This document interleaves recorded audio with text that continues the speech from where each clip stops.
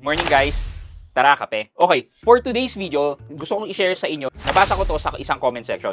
And upon researching about this topic, Palawan Pay just recently launched their savings partnership with RCBC, which they call it Pala Save. So ano ba itong Pala Save na to? Well, upon researching, nagkaroon ng partnership between RCBC and Palawan Pay na magkakaroon nga ng savings product sa loob ng Palawan Pay app. And na-conceptualize tong partnership nila November last year pa and it was just launched this January. Ang nakaka-engganyo siguro dito is nakalagay dito sa kanilang Palawan Pay app na ang interest dito ay 4.88% per annum. Ganda, di ba? Then nag-try ako. Nung sinubukan ko, ito yung naging error sa akin na hindi na daw ako pwede mag-create because I am already an RCBC Discartec account holder.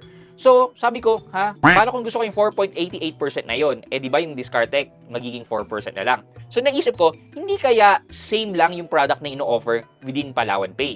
So, ngayon, ang ginawa ko is, kinontak ko ang customer service ng Palawan Pay app about Pala Save dito sa Palawan Pay. Kasi, over their website, hindi ko makita kung saan ko makikita yung FAQ ng Pala Save nila.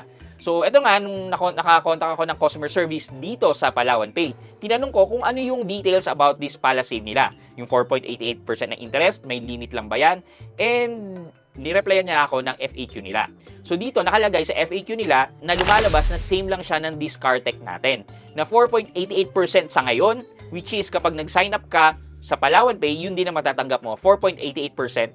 And then, magiging 4% na lang yan pagdating ng February 1, wherein sa RCBC Discartec, magbababa na rin siya to 4%. Since parehas lang siya ni RCBC Discartec, may deposit limit din siya dito sa mataas na interest niyang 4.88% today and 4% sa February.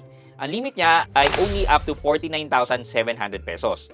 If sumobra dyan ang deposit mo, yung in-excess ng deposit mo ay hindi na mag-earn ng interest. Siguro ang kinagandahan na lang dito is kung gumagamit ka ng Palawan Pay as an e-wallet, well integrated na tong savings mo, parang katulad ng e-wallets natin na GCash and Maya. So ano sa tingin nyo about this Palawan Pay partnership? Yun lang muna for this morning. Abangan nyo po ang video natin mamaya around 7 PM. Again, good morning po sa inyo.